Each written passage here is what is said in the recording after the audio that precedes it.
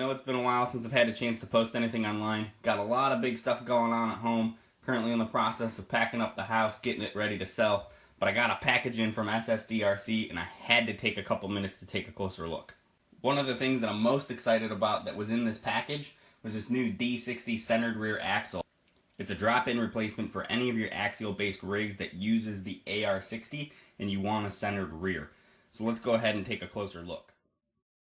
First, I want to call out everything you see in this picture is included. We have the actual main axle, the actual shafts themselves, hardware, bearings, and all the other miscellaneous hardware that we're going to need, including the truss, axle mount, diff cover, and bearing caps. Our biggest difference is going to be the looks. It's a more scale-looking pumpkin. Obviously, it's centered in the diff. I know a lot of people that are really excited about that, including myself. I have a number of builds that we could put this on. In fact, it's going to be hard for me to decide where exactly I'm going to throw this one. Taking a closer look at it, one of the things I want to call out, look at the smooth underside of this pumpkin here. There's going to be a lot less chance for things to get hung up if you're using this on a trail rig, less chance for it to get snagged on rocks, things like that. Another thing to note, these axle tubes feel super thick. So for those of you guys building lightweight trucks, I'm going to be really excited about this. I think you'll have some extra strength there without having to added weight of an insert of some sort. Another big feature, pardon the pun, are these huge pinion bearings, 5x13 millimeters.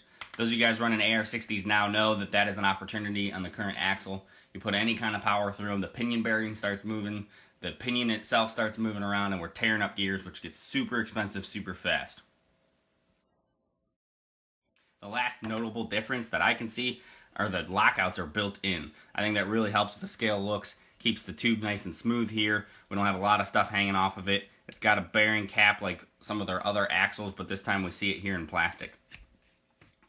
And I think the craziest thing here out of all of this, everything included. The axle shafts, the hardware, the bearings, the bearing caps, our diff cover, the sturdy 4-link truss, link mounts, and then obviously the axle itself.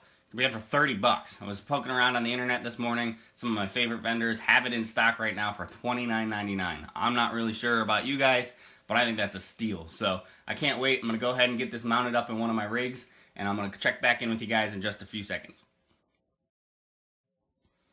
Alright, so through the magic of video editing, we can already see I've got my bomber torn down, and I started putting together the new SSD axle. What you didn't see off camera was the tough decision I had to make on which rig I wanted to put this in. Ultimately decided on the bomber. It's one of my favorite rigs. It's probably one I'm going to beat on the most and can benefit from those larger pinion bearings.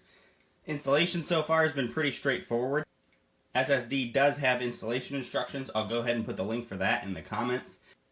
So far what we have installed is our pinion gear, pinion bearings, our ring gear, and the bearing caps. Everything feels smooth up to this point, so I'm going to go ahead and put the rest of it together.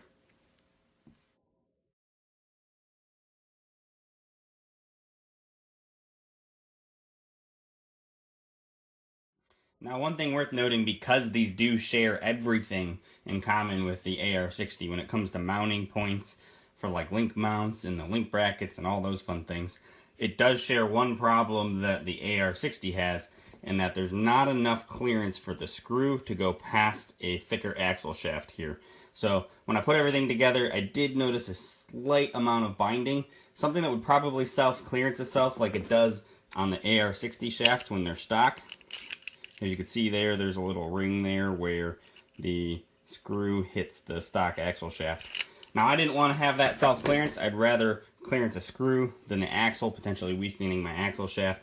So I went ahead and, as you can see here, carved a little groove. Just chucked this up in the drill and then used my Dremel to clear away a little bit of the threads here. We're only engaging the threads on the very end here, so you're not really risking any kind of mounting interference or anything like that. That'll go ahead and make sure you have the clearance you need to clear the axle shaft, and you won't get that groove like you saw there on my stock one. Okay, again, through the magic of video editing, we went ahead and fast forwarded the next couple minutes and we have the whole axle installed. Outside of a little hardware clearance, which again, really isn't SSD's fault, that's more of a clearance problem that's plagued by using the same link dimensions here on the mounting points that Axial used. Installation was pretty straightforward. I used all the stock hardware here just because I wanted to use everything that came in the package. What's really nice if you're like me, like using scale hardware or stainless, All of the hardware dimensions are included on both the website and in the instructions for this. So if you want to go ahead and pre-order your hardware like I did, I'll go back through later after testing and throw some stainless hardware so it matches the rest of the truck. Now that we have everything together, it feels really solid. I can't get over how smooth the bottom of this pumpkin is. Can't wait to see how that is out on the trails and rocks. I love the bearing caps, the smooth axle tubes. This axle truss is really sturdy, and the link mounts look pretty good too. So I'm going to go ahead and get this bolted up in the truck, and then we'll check back in here in just a few seconds. One last thing I do want to call out for those of you guys that might throw this in the Axial Bomber. This rig was not designed around a center rear pumpkin, so there was bound to be a couple challenges. One that I thought might come up actually did. There's a little bit of a clearance issue between the drive shaft and the spur gear cover. Not a big deal for me. It's right at the end of the suspension stroke. I'm going to run it anyway, see what happens. If it turns into an issue, I know there's a lot of meat there. I can go ahead and clearance that, and we'll get in there with a Dremel and trim it up a little bit. But for some of you guys that like a bolt-in thing, don't want to mess with anything, I thought it was worth calling out to show that there. It does drop in as far as mounting points and everything else for all the other Axial vehicles. This specific scenario, you just might have to trim the spur gear cover a little bit. Well, that finishes our installation of SSD's new axle. The centered rear pumpkin looks great. The D60 styling, it's the same that you're used to from SSD. Another thing to call out, their hop-up parts for their D60 work with this. Their diff covers and the bearing caps, should you want those in aluminum. As always, I appreciate you guys watching. If you have any questions, go ahead and throw them in the comments. I'll put links to everything I talked about in this video, and I'll catch you guys next time.